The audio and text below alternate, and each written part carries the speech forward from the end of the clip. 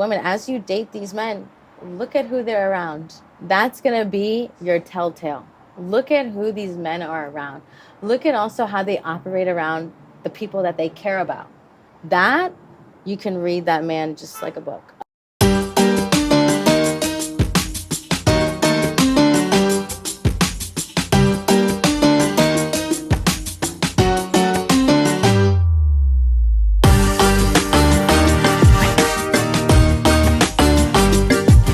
This episode is brought to you by AMG. If you're involved in any type of accident, don't hesitate to call 305 AMG Help. They are the winning team and they will have your back.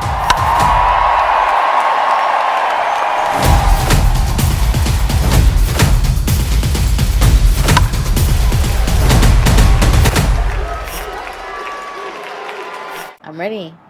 All right, so today on the Miami Hustle, we got Natalya Delvalle in the building.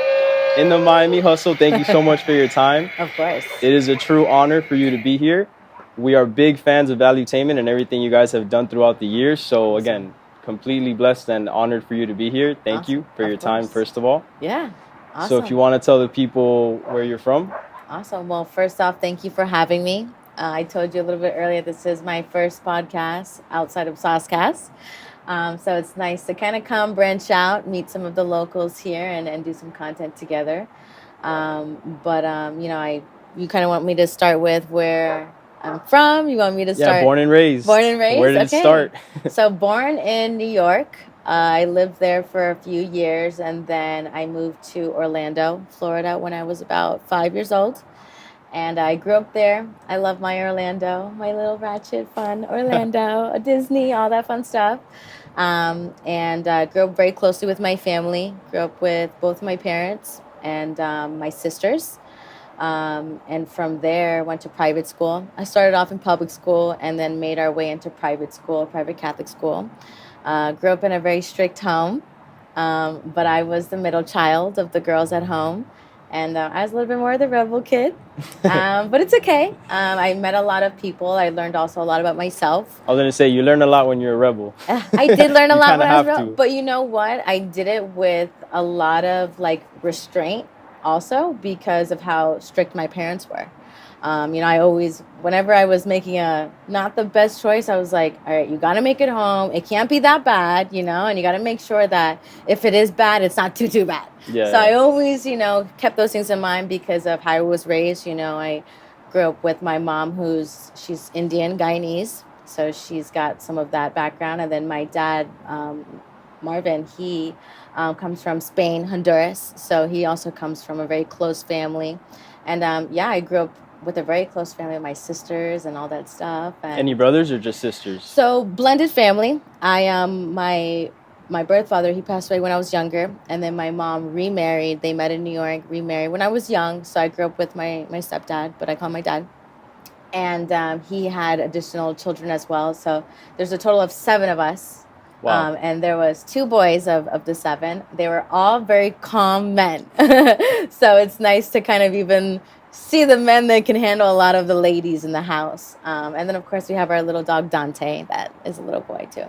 But grew up in a house of ladies and had some awesome men around. And my mom's side of the family is in Florida. So I grew up with my grandparents, uncles, cousins, and stuff like that. And then, that's kind of where I started in Orlando.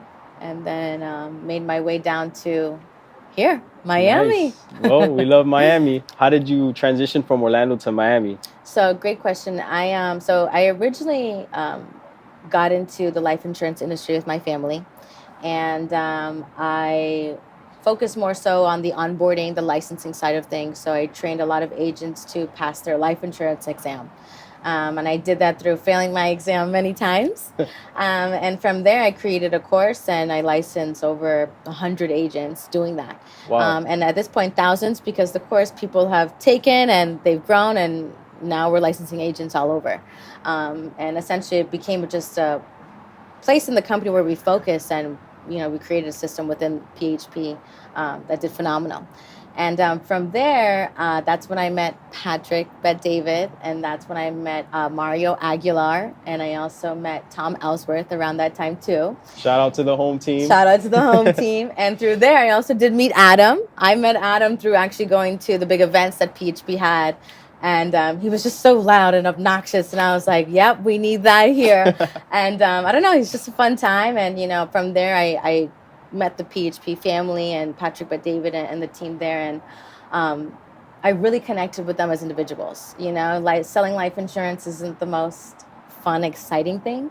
It is something you do have to sell. People aren't shopping for it, but it's such a need. It's such a thing that changes people's life. And from there, I started with Patrick and working in that industry. And during that time, I did vlog a little bit. So I had some content brewing. I did some vlogs, pranks, fun stuff, trying to figure out content. And then when Valuetainment made its way to Florida, I said to myself, yeah, I'm going to go work there. And that's how it kind of started. Before I made that jump, I worked also with my parents. I did licensing. I became their assistant. And then from there, transitioned into Valuetainment and started as a social media coordinator. So I started with just somebody who just wanted to contribute. I love the brand. I'm a true fan of where I work. I don't think many people can say that. But I started with social media with Mario Aguilar when he was in production. Shout out to you, Mario. You're awesome. Shout out Mario. Shout out to Mario. He's developed me so much in so many different ways. And I started with production with him. And during that time, I started my first year, we did the Vault Conference. So I was social media coordinator, but we were doing the Vault Conference, and it was a lot of helping hands. And when I first met the Valuetainment team, I met them in Texas, and there was about 6 of them. Then they came to Fort Lauderdale, and there was about 20 of them. I was like the 23rd employee. Wow. And then from there, I did social media, and then I got recruited to be a recruiter. I did recruiting for a year. Nice. Yeah, and I loved it. I love recruiting. I still recruit. And then I've made my way back into production. I got promoted to go back into the production team. And now I'm helping with the operations side of things. So now that we've got a pretty big content, team and partners, we need some help with kind of the operation side of things. So they promoted me to go help in that area, and I love it. But that's amazing. Essentially, I still do a little bit of everything. I'm always recruiting. I always have social media ideas.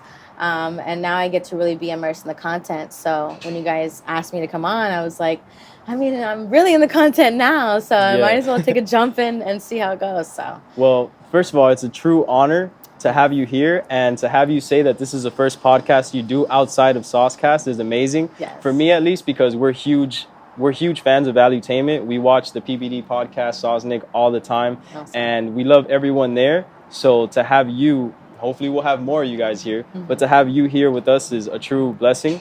So, shout out to you for coming here and believing in us. Thank you. And I just want to know, like, when you were selling insurance, how was that grind for you? Because I feel like it's not easy, especially being a woman in that industry. Great question. Great question, actually. So and you're right, it's not the easiest industry, but believe it or not, the company that Pat built, he built such a company that was not your average company. Your average agent in that company was a Latin American 33-year-old female. So it was a company that was, I don't want to say welcoming more of the underdogs, but we were a mixture of people. We had all different backgrounds in there, from Nigerians to the Asians to Mexicans, a whole bunch. And to go into that industry where it wasn't only just selling life insurance, it was actually seeing what the product did. I think for me, when I saw a product pay out when somebody, God forbid, got cancer, I was like, okay, what we're doing is important. I just saved this family from being in thousands of dollars of debt with the product that I offer. They're paying a couple $100s a month for. And usually people buy it and they don't think they're needed, and then they cancel it, and then that's when they need it. Right. And so we were able to kind of see that, and that for me, I was sold out. I was like, yeah, I want to do this. I want to be a part of this. And Well, shout out to you and all the agents out there, because I actually have life insurance. Nice. We love that. Good I'm a job. big fan because I understand. And shout out to my dad. He's the one that told me to sit down with this agent and just understand what it is and Yeah. see. Because I've always been big on like investments and where my money goes and what I'm spending it on. So when he broke it down to me, I saw the value in it. And I'm Yeah. like, well, I can spend, this much a month here, or I can spend it somewhere else. So I'm like, I'm just going to lock me in. And if I ever need it, it's there. And if I don't, at least in the long run, it'll still be there. It'll still be there. It's such a great product that everybody has. Every big industry has insurance. So if you don't have insurance on yourself and big things in your life, you need to revisit yourself. You need to go connect with some of the content creators we have on Connect. So that's a good point. That's a good point. I never thought of it that way. Yeah. But yeah, it's super important. And it's, to me, the way that I saw it, it's a good investment at the end of the day. It's a great investment. And as much as the product was great to sell, I even more connected with the recruiting aspect of it. I love to bring people in with no background, get them a license, and then watch them change their life. I've recruited people who are nurses making, a couple $1,000s a year into, making $50,000-$60,000 a month, and that's a really life-changing amount of money. And so I connected just even with onboarding and licensing. I was like, this is the answers to the test. This is how you pass. Like, just study this. And, that's even where I fell in love. But the products, phenomenal products, you need it. And sometimes people don't know they need it. People just think it's like they're spending money. But if you look at it as like an investment into yourself and security, it's a requirement. So, but yeah. And well, again, I'm a big fan of PBD, Patrick Bet-David, and everything he's done. So you worked for him selling. So you got any tips for us? I would say be true to your character. Don't be fake.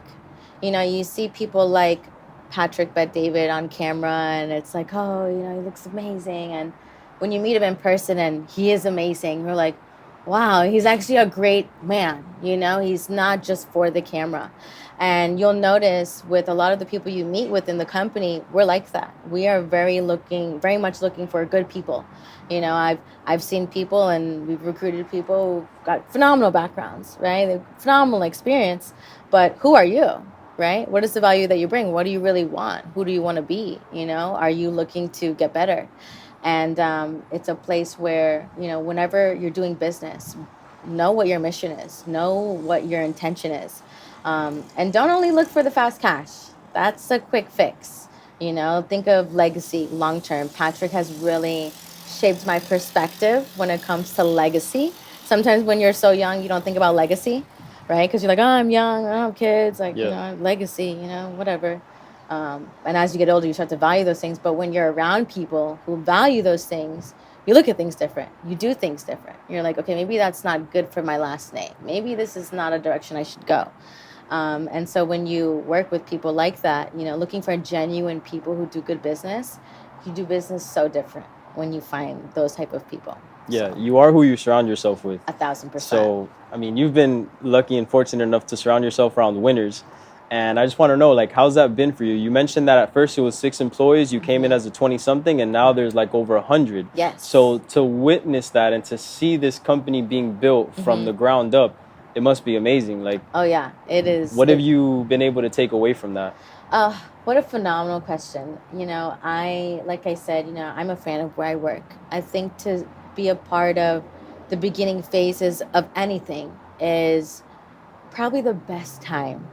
You see it all. You see it all. You get all of the mistakes. You see it. Mistakes. You're like, yeah, we got to go back to drawing boards. I'm like, we have drawing boards. As much as sometimes people see Patrick and they see the success of all of his businesses and his partners and everything like that, you forget he's still an entrepreneur building. We go through things that we have to change and elevate, and I think. That's even sometimes, when people even attend our events. We had our Sales Leadership Summit event at Mar-a-Lago. Epic experience. We're in Trump's estate. You're walking in there, amazing scenery. And it was such a great experience to see so many CEOs from around the world come together. And I met a few of them. They're like, yeah, in South Carolina, I'm the big dog there. But I come here and I'm very much down here. And sometimes you need that. Sometimes you need to surround yourself in that bigger room. And you also get to get a different version of Patrick in a room like that. You know, he really is very vulnerable. Patrick is real to the bone. And sometimes people love that. And sometimes people don't love that. Yeah. And so, you know, it's a place where I value that. That's why for me, when I meet people and I like to recruit people, is because I can sense that. I can kind of sense like, oh, you know, is that really what you want? Are you here just for a check? It's okay if you are, but just know that that's what your intention is. But, you know, it's great to work for the people that I work for, and I love it. And speaking of meeting all these people, how's it been for you being the co-host of the Sosnik podcast? Yes. So it's been phenomenal. You know, Adam Sosnik, shout out to you, Adam. You're the guy. You're the guy. You know, he took a shot on me. He was somebody who was like, hey, girl, you want to go on the podcast? You know, and did he have a co-host at the time, or he was just doing it himself? So he had, I think he had one additional co-host. Well, two. I know he had Marcelo, who's now on SNL. Marcelo, shout out to Marcelo. That's Miami right there. He's in Miami as well. You know, Adam very much mentored Marcelo and spent a lot of time from his beginning phases to you see him today. And, you know, I know people like to throw the shade on Adam on the podcast, but he does provide value, and sometimes it's not through the podcast in some people's eyes, and you know, he changes a lot of people's lives in other ways. And so when he gave me a shot on the podcast, you know, for me, I took it on as a challenge. I knew I was going to come in with, you know, certain perspective, and I was also going to, believe it or not, have to learn how to work with like a manly man, you know, and a variety of people. You guys have all kinds of guests on the show. A lot of guests, but, you know, also working with someone like Adam, you know, he also operates a certain way, but he also has had success doing it. And he's really taught me a lot of things, from having conversations to people to, you know, not reacting emotionally. He's taught me a lot about my emotions. I'm like, okay, let me not cry about it. But he's a big, you know, reason why, you know, I'm able to even come here today. You know, I wouldn't have maybe had the confidence before to come here out of my comfort zone and have a conversation. Thank you, Adam. Appreciate you. Shout out to you, Adam. Shout out to Adam. But he's great. You know, he's also somebody who's working really closely with PBD, and he was part of painting the walls in the Boca office, you know, and he's doing his thing, and it's great to work with Adam. It's great to work with Tom. I don't know if we'll dig into Tom, but Tom shout out to Tom. Tom is the man. He's the man. He's super phenomenal. I've seen Tom in different industries, from the industry before to this. And to see him operate, to see him also be a consultant, it's a really, I'm very honored to see that version of Tom. Because sometimes you only get to see one version of a person, right? If that's through PBD podcast, or, you know, if you attend an event, you're like, oh, now like I'm a little bit more personal with some of the people here.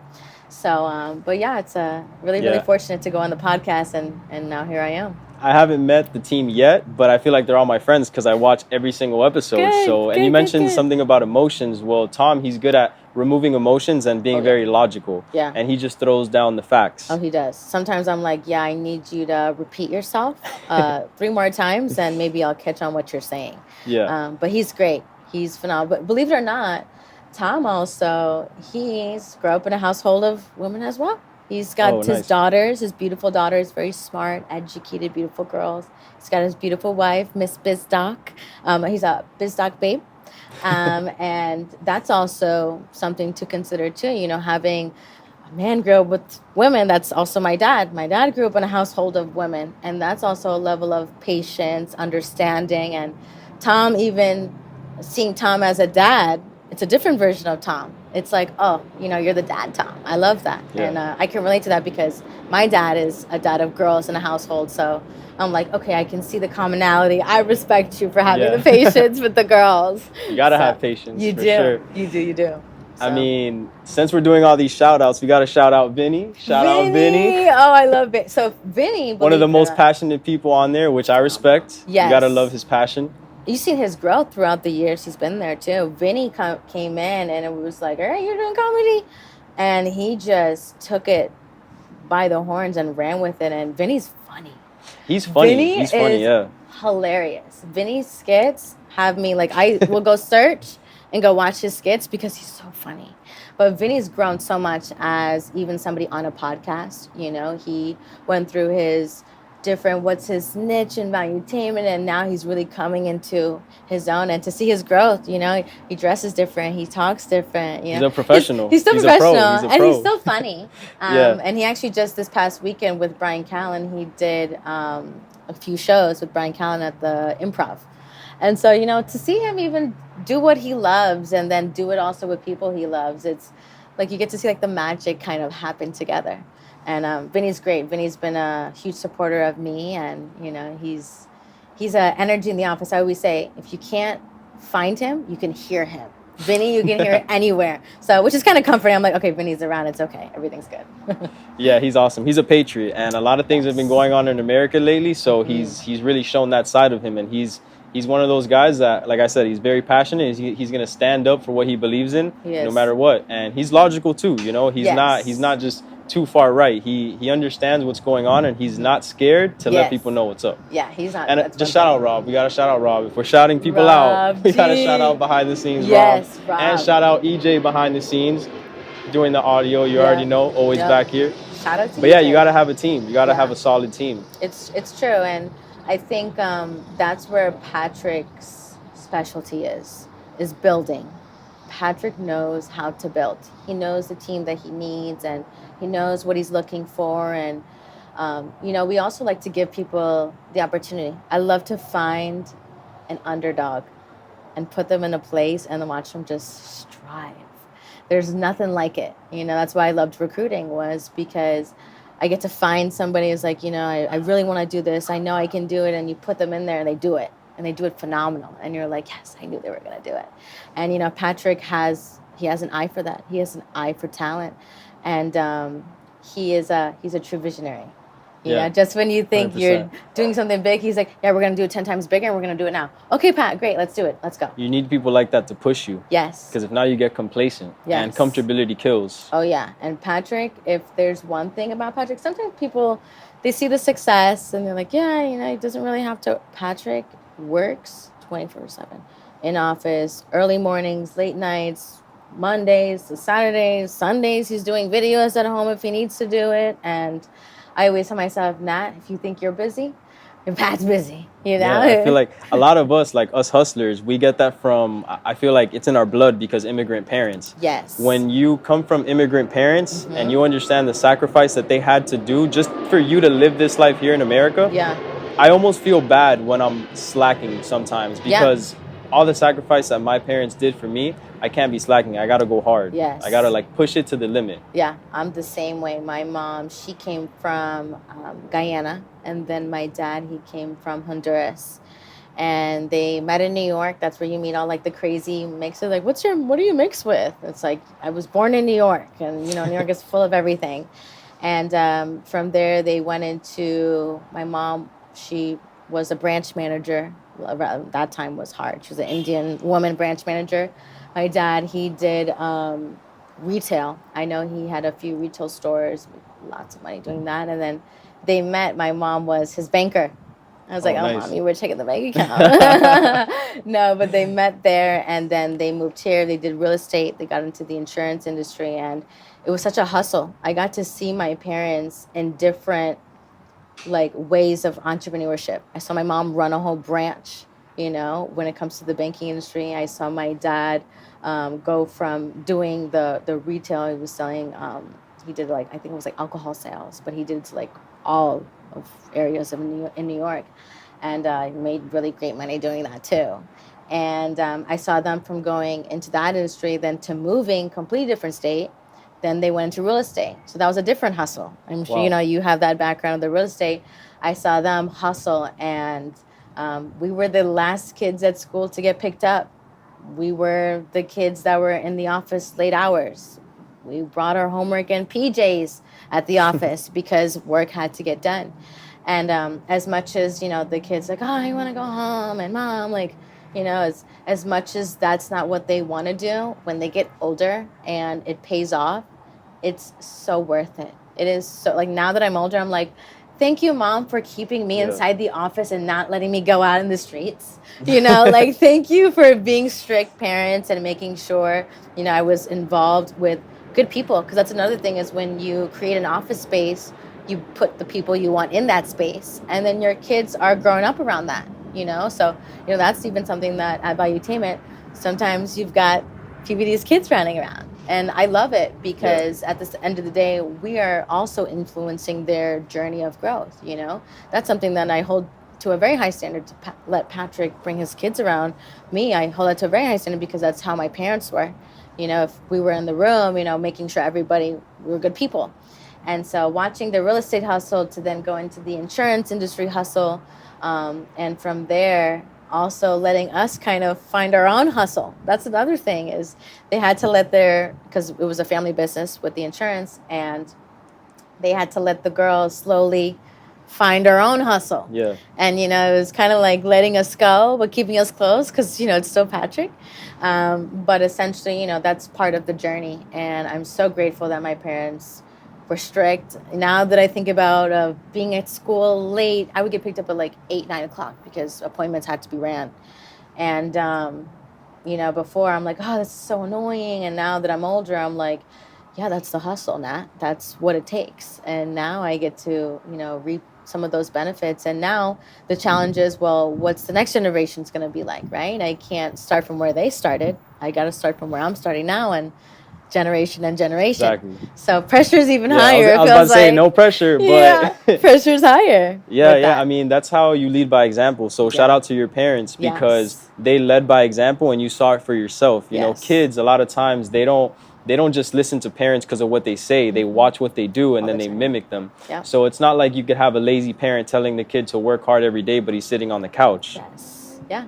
It's not how it works. So shout out to your parents again. I mean, I could relate. I come from immigrant parents myself. Shout out to, Cuban parents, all the Cubans out there. There you go. Shout out to the Cubans. The true Miami hustle right here. Yes. Awesome. But yeah, I mean, I've seen him work his whole life, to provide for us, and my mom the same. So they're a team, they're a unit, they support each other and they go hard. Phenomenal. And I saw him build his company. It's pool service and repair. Nice. For from 6 clients to over 200 clients. Phenomenal. And when we first started, my brother and we also had a route with him, but then he's similar to what you said. He said, okay, I'm going to hire 2 employees so that you guys don't have to work for me anymore, because you guys got to go find your own hustle. You need to go into the world and either get a job and see how you like it, or try to get a real estate license, or do this or do that. But, let me handle business and you guys go. Yeah. And that taught me a lot. It taught me a lot to watch the business grow from being inside and then going out and transitioning to like finding myself. So I want to ask you, like, how did you, when it came time for you to find your own hustle, how did you find that? Like, great question. So, how did you find yourself within that journey? Great question. I think I was very much in a place where I wanted to reinvent myself. I grew up in Orlando, great family, and, I was doing the insurance industry and I loved it. But I knew it wasn't what I wanted to do forever. I knew even if I did on a referral basis, I still send referrals, so I can still, get that satisfaction that way. But I wanted to go more into the content. I liked entertainment. I was the kid that liked to go dancing and meet people and have fun and create. And I started to do my own YouTube channel for a little bit. Started vlogging, getting fun with the cameras. I've got the mics, I've got the cameras. So you're talking about cameras, I'm like, yeah, I know there. Yeah. So but I started to do that, and then while I was doing that, I was also working with Patrick, but with the insurance, and I was getting a lot of positive feedback. And I actually have this photo of Patrick talking to me with my vlogging camera in my hand. And I keep that photo very close to me because that's essentially like what excited me, was content. And so when, they moved to Florida and they said, we want to do content, we want to make an impact, we want to change the world with doing content in different ways, I was like, yeah, I'm on board. Like, let me know where I can help and contribute. And for me, I felt like it's the new world. That's the new TV. If you're looking to get through to your kids, or you're looking through to get through to your man, or you're looking through to get through to your son, that content is going to be the best way to do it. And it can either be in a very positive way, as you know, or it can be in a not so positive way, as you know. Yep. And so you also have to be very careful with the content that you do produce. And so when you have something like Valuetainment and you have some of the content partners there, you know, we're really creating a community. So you can share that with, you know, everybody. You know, send a video to your boyfriend. This is how I'm feeling, you know, just so you know, right? Maybe it's they watch a clip on PBD podcast and it's a business perspective. You don't want to hear it from your dad, but you got to hear it from Tom, you know? My dad sends me videos of PBD and all the motivational stuff, videos of Pitbull all the time on Instagram. Phenomenal. So, yeah. And it's a little bit, you know, it's one thing if your parents are telling you, do this, do that. But when you hear it from somebody that you respect and you admire and, you know, you look up to, you receive the message different. And as much as I can say like all of my success is Valuetainment, a lot of my success is because of my parents. You know, they've also raised me to understand and be able to also receive that type of feedback. You know, not a lot of people like feedback. People think they like feedback, but they don't realize they don't like feedback. And growing up with my parents and growing up with some of the content partners, you know, feedback is how we operate. And I think that's very important today. I feel like sometimes people are more sensitive to feedback. They don't want to take feedback. It's like I'm offending you instead of trying to help you. And one thing I've actually learned through doing podcasts is when people would say things that would trigger me, before I would respond, I think to myself, why am I triggered? Why did that bother me? Is it true? Is it not true? Is there some truth to it? Is it completely false and it's just, you know, I'm going crazy? But sometimes you have to take a step back and ask yourself, why do I relate to this in a way? Why is it like stinging something? But yeah, that's where you got to put the emotions to the side. You do. And sometimes maybe they were going off of their emotions and didn't even maybe mean what they said. Yeah. And there's been a few podcasts where we've had some emotional people react on and, you know, you're not able to recuperate from that sometimes because once you react and you show what you're, you know, who you are, you can't undo it. So when you're emotional and you react in an angry way, people are going to remember that you emotionally react in an angry way. Yeah. And so that's why even myself, I'm the type of person, if I argue with you, I'm like, I'll talk to you tomorrow about it.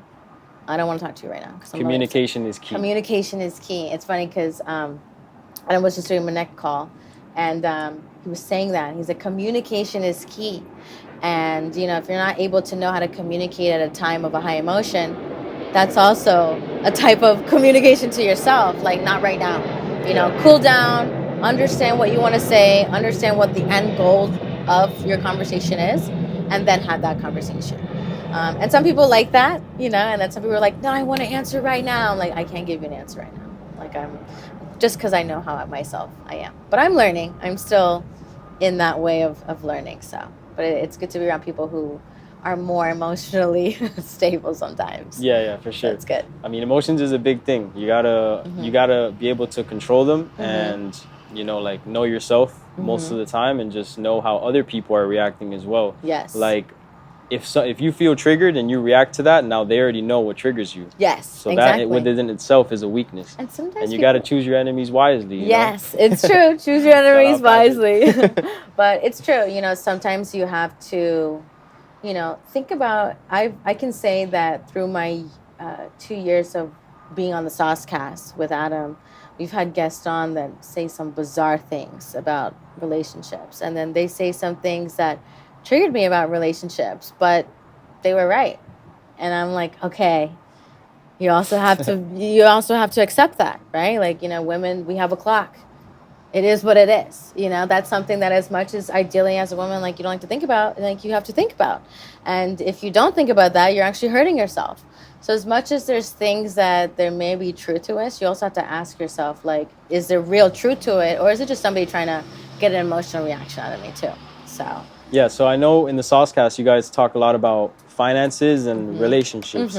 So I'm assuming you've learned a lot throughout these conversations that you have with a variety of people. You want to give us some game on some relationships or some finance? Are you in a relationship currently? So I am currently not in a relationship. But I have learned a lot about relationships within the time of being on the SOSCAST. I've learned a lot also about myself, about even being in relationships.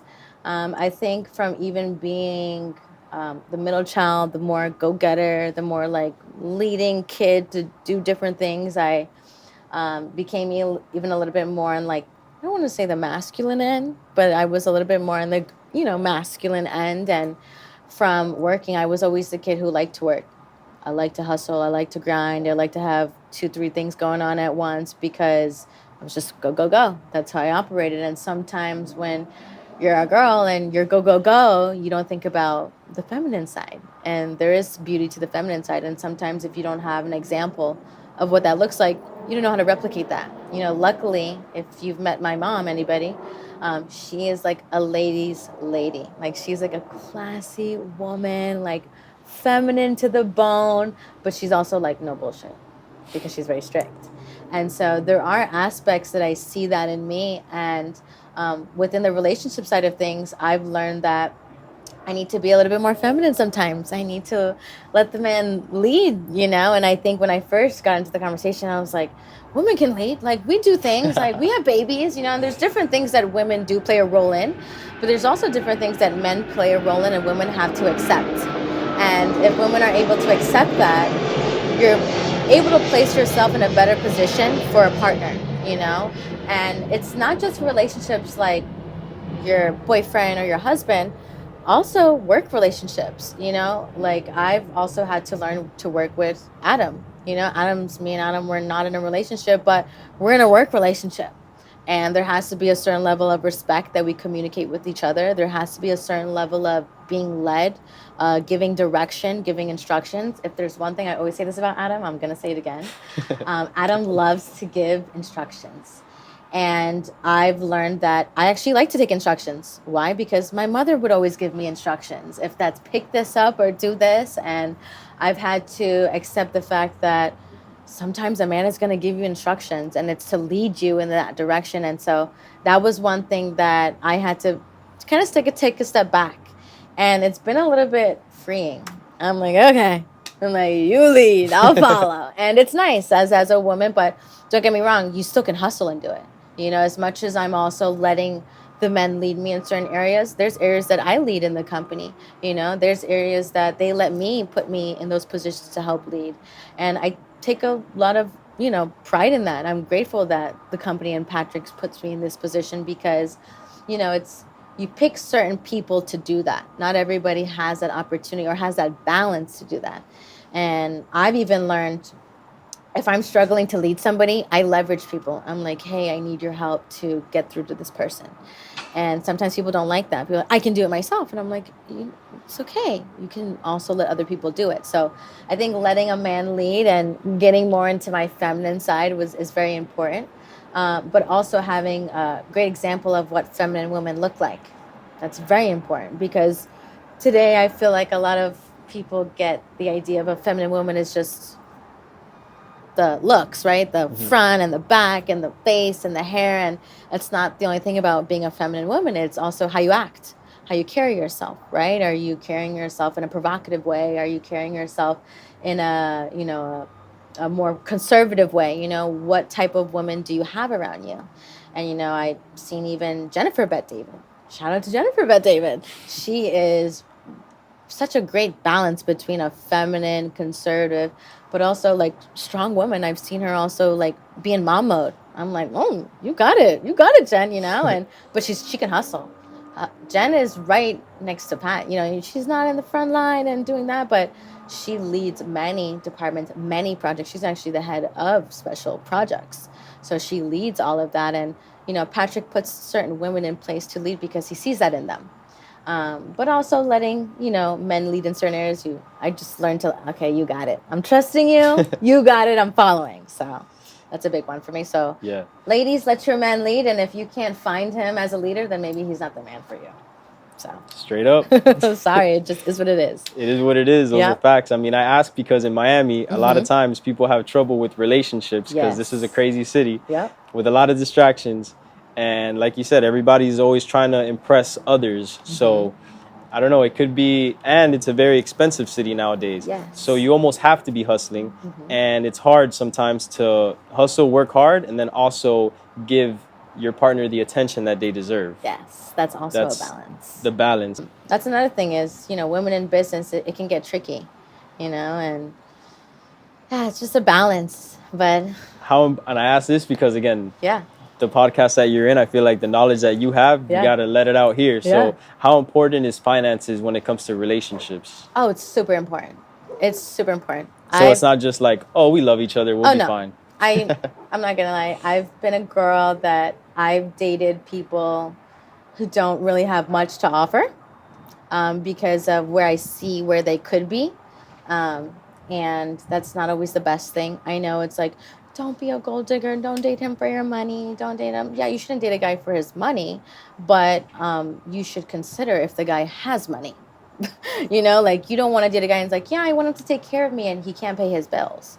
Like, he's not going to be able to take care of you emotionally because he can't take care of his emotions to go get a job to take care of his own bills. So I think creating like non-negotiables for the partner you're looking for. Throughout my years of my relationships, I've made 2 non-negotiables that I'm like, I have to make sure this individual has. I've never shared it, but I'll share it today. Yeah. That's interesting. Let's see. What are they? Yeah. So these are, and this is just through my experience of dating and through people that I've met. And one non-negotiable is he's got to make over 6 figures. It could be $100K. It could be $600K. It could be $1 million. Period, point blank. It's got to make over 6 figures. Just based on where the economy is, based on the lifestyle that I want. It's not about that 6 figures all's going to me. It's whatever I'm bringing, it's going to go to that as well. And so I need somebody who knows and understands that mindset. You can make 6 figures. Okay, let's do it again and multiply and grow from there. Super important. I've learned that through dating people with no figures. I've dated people where I've contributed to their life, and it made me feel good that like I was helping them, but it hurt me in the end. And then my next one, I've actually discovered these both pretty recently because dating experience.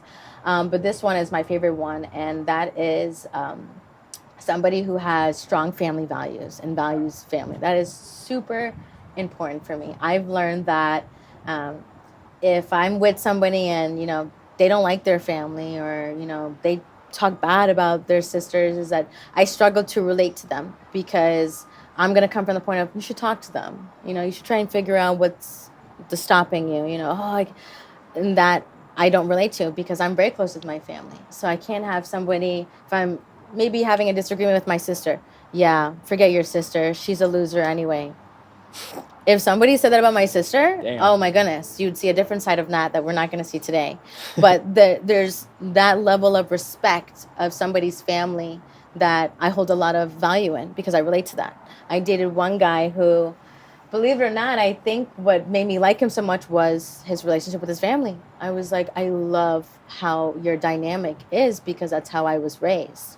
And then I've also dated people who are like, yeah, screw my dad and my mom, I don't even talk to her, and my sister, I don't even know I have a sister. I'm like, okay, well, maybe, you can experience that through my family, but then it's like, I'm giving you everything I have and you don't have anything to contribute back to my family. And my family has hustled so hard.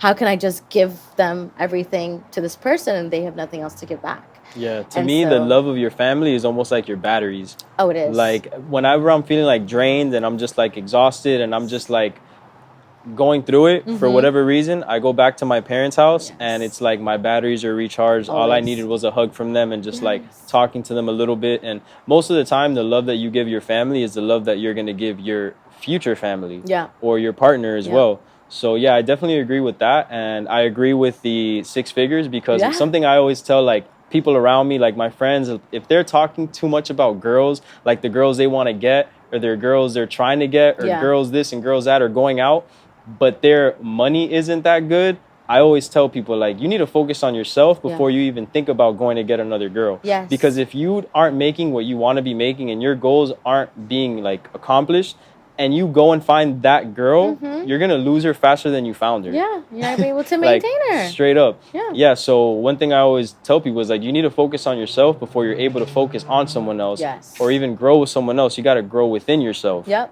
And That's the part of only it. way. But I'm gonna play devil's advocate because you know Okay. I gotta do my thing. Okay. What would you say to the people that say, again, I agree with what you're saying. That's okay. But the ones that say, oh, she's just looking for men with money, like that's like gold digger vibes. I say that's okay. That's you can have that opinion. I totally understand too. Like that my two non-negotiables not for everybody. I'll be honest. But at the end of the day, you know, that's the person I'm looking for. Because with how I was raised, you know, I value hustle. So I actually think it's hot to watch a guy make money, believe it or not. I like to see a man provide. I like to see a man do that because then that makes me want to submit to them. If you, what is it? If Adam says, if you submit, he will commit. I'm like, I love that. Yeah. If a guy can, you know, show me out and make me feel like I can submit to him, I commit to you. Like, let's do it. And I think that's very important. And as much as it's a gold digger, you know, at the end of the day, you guys can't be offended that women are looking for somebody better than them.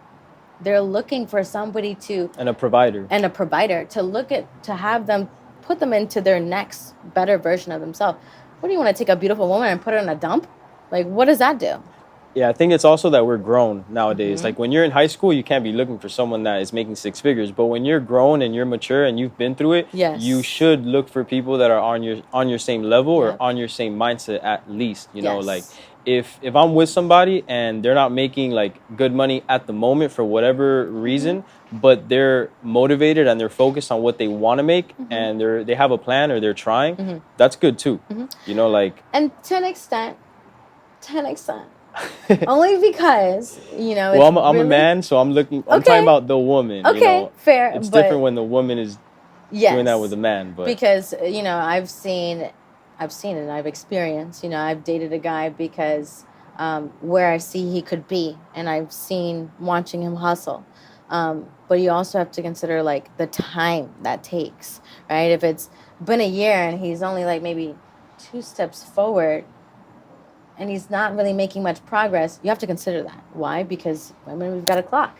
And, you know, I've seen, my boyfriend, he's a rapper. He's been a rapper for 10 years. You know, he hasn't really had a big debut. It's time to move on, baby girl. Find you a new rapper. You know, there has to be a sense of, okay, what's your next? You know, and being aware of, you know, another thing is women, as you date these men, look at who they're around. That's going to be your telltale. Look at who these men are around. Look at also how they operate around the people that they care about. That, you can read that man just like a book. Oh, perfect. Okay, got it. That's how you talk to your mom? Got it. Oh, that's how you talk to your mentor? Got it. Like, those are key things in there. So, you know. You're dropping gems right now. Yeah. That's how to avoid the honeymoon phase. Because the honeymoon phase, everything is great. When you take down these little notes that you're talking about, yes, that's how you really get to know someone. Yep. It's very, very important. Super, super important. So, but yeah, I think as, you know, dating today can be very much for the Instagram and, you know, the connections and so on and so forth. But I think, you know, I challenge everybody who's watching this, find out what your non-negotiables are and don't be ashamed of them. Like, I was actually ashamed at my 6-figure one. I was like, yeah, I don't want to be like a gold digger. And, you know, I don't want men to think I want them for their money. And then I'm like, yeah, no, I'm not going to live a broke life with no hustle mentality. And I'm operating on 10 and he's at home sleeping. No, I'm good. I've decided that. Got no shame behind that. So ladies, I think define what your non-negotiables are, and also men, define what your non-negotiables are. You know, I know the beauty is, you know, the first, like, she's got to be beautiful, 1,000%. Ladies, take care of yourself. But you also want to find the right woman who's not going to drain your pockets. There's nothing like finding a girl that's beautiful and she's got all the right characteristics, she's got all the looks and whatever the case is, and then she's spending your money. And it's like, I don't think she's adding value to your life. You want to find also a girl that's going to add value. And maybe that's not by her paying the bills. Maybe that's her by doing, you know, some other position for her, or, you know, for you as you work and you build your business. But yeah, I think, you know, dating is a little tricky today. So just be careful who you date out there. I know Miami can be tricky. I haven't really like dated much in Miami, I've dated one guy, and it didn't work out, but all good. Wish him the best and everything like that. So, but I know I'm looking for the right one. I'm also not somebody who's gonna, Yeah, don't settle. No, I don't. I'm not gonna settle. But I'm also not looking for just anybody random. I want to find somebody that fits, what I'm looking for, but also respects what I'm doing. Because I do love my job, and I don't want to quit. I mean, you have a great job, you have a great team, Yeah. so she's single. I know, but that's one thing is like I'm also learning is that I do love my job and I never want to leave my job. And whoever my partner is, I also need them to be a little understanding and flexible with some of the things that I want to accomplish here. And as much as that's the boss babe in me, I'm looking for somebody who can, we can add value together. And I know that's going to be maybe a little bit tricky to find.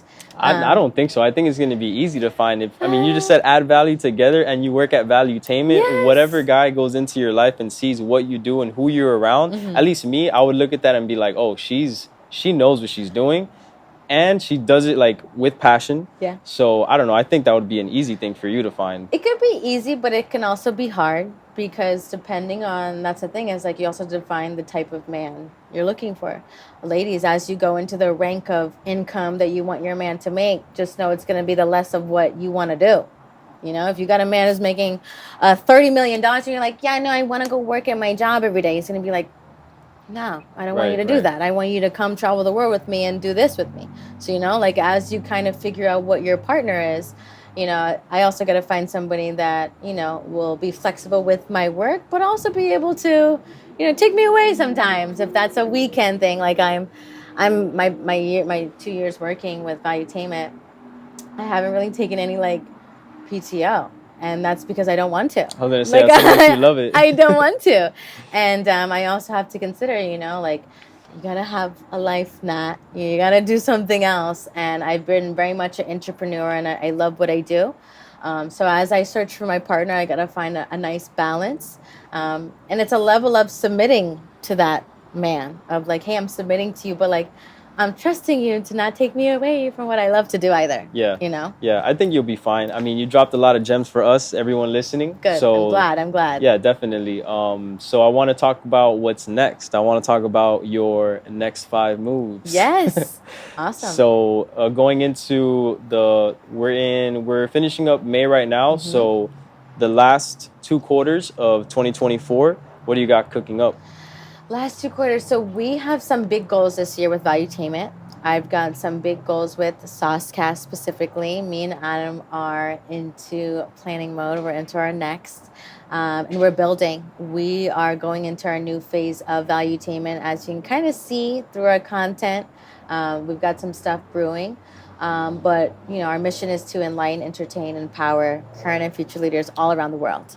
And that's going to be done through all the different companies attached to the brand. We're going to be building out SOSCAST. You're going to be seeing us a lot more SOSCAST. We're going to be seeing some great guests on there as well. You're going to see some big events take place this year as well. This year in Valuetainment is going to be a record-breaking year for us. We are going to hit some really massive goals. Yes, it's going to be amazing. And yeah, we're going to be building out also Manect. That's a business that is growing at a super rapid pace. It's a great business and you're helping others. That's the most important part. You're really like building a community and you're giving so much knowledge to so many people. Yes. So it's going to be nice to see where you guys take that. Yeah, it's great. And I think a lot of what, I personally genuinely enjoy as we do stuff like this is meeting all the Valuetainers. There's nothing like meeting the people like behind the screen, meeting the people who support the brand, who love us. Sometimes when me and Adam, I'll go out with Adam, you see us, we're always together, and we're networking. And you see other people come up to him, bro, you're making an impact. Like, you're changing the world. And Pat and Tom, awesome. Like, it's something special when you meet that side of what you do. Sometimes companies, they don't get to experience that because they maybe not have built a community like Valuetainment has. But there's nothing like meeting people from all different types of life. People with no money to people with millions of dollars, having so much gratitude and excitement to, be with us. It's a great feeling. I could relate. I'm lucky enough to have that a little bit in my life because when we have all of these people on the show, whether it's comedians or fighters or athletes or anyone, we go and support them when they do what they do. So a lot of times I'll take, my shirt. It's like my uniform. Yes. And a lot of people come up to me and they're like, "Oh, I saw your episode. I just want to give you the flowers. You guys are doing great. Keep it up." And that to me is everything. Yeah. Like it's just a quick sentence to them, but to me it means the world. It does. I love it. That's one of my favorite things is to witness that. That's why when we do like events, I love to be a part of the events. It's because you meet them and then they remember, like, I remember you. I'm like, I'm still here. I'm going to be here. Yeah, no, and so what we do, part of our show, the Miami Hustle, we support all of the hustlers. So we hope to have you back on within like 6 months to a year. We're going to keep following you. We're going to keep supporting you. We're already huge Valuetainment fans and fans of all of these shows, PBD podcast, SOSCAST, but we're going to start, following you, supporting you, and we just want to be there and support any way that we can. And then let's say 6 months to a year later, you're going to come back on the show. Nice. We're going to have this as documentation, where you were before and now where you are. Oh, phenomenal. Yeah. I love that. I think that's one of my favorite things from doing the SOSCAST and even PBD podcast.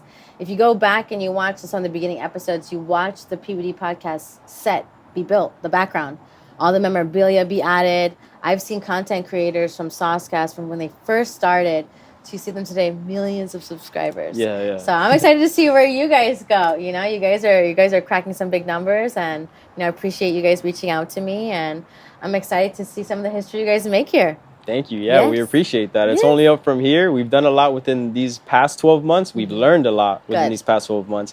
So now it's only up from here, like you said. And I just want to shout out some people that have been on the show. We've had fighters come on here that they're, let's say, 3-0. Shout out to Gallo. He's about to go in for his title fight. A year later, he's 6-0 now, doing his thing. There's been DJs on the show. Shout out to Mikey Baraniche. Shout out to DJ Pinto. They came on the show. They said where they want to perform. Nice. A couple months later, DJ Pinto's out here in 11.